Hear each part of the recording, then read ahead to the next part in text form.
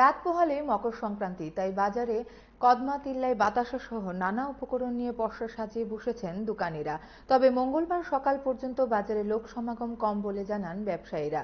ফলে চাহিদাও আগের মতো নেই বলে তাদের দাবি। ব্যবসায়ীরা এও জানিয়েছেন কদমা, তিল্লাই, বাতাসার দাম কমেছে, তারপরও চাহিদা ভালো নেই। ফলে এখন আগামী কয়েক ঘন্টার কেনাবেচার দিকেই তাকিয়ে আছেন দোকানিরা।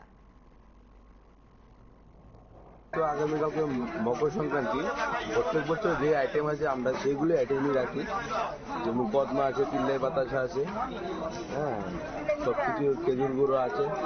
এখন ঠান্ডা সিজনে যেটা সবচেয়ে বেশি চাহিদা, খেজুর গুড়, তিল্লাই, বাতাসা, গুড়, পিঠার জন্য গুড়, এরকমই বিভিন্ন ধরনের আইটেম আমাদের এখানে আছে। কুন্ডার কি দাম আছে?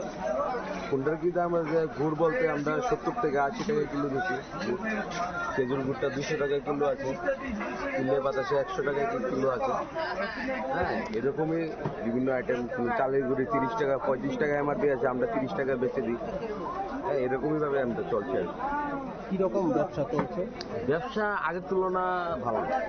আগে যেভাবে 5 বছর আগে যেভাবে ব্যবসা ছিল, অনেক মানুষও সেরকম ভাবে করে না। আর ব্যবসা আগের তুলনাতে অনেক কম, মোটামুটি চলনসই আর কি। গেছে বছর কেমন করছে?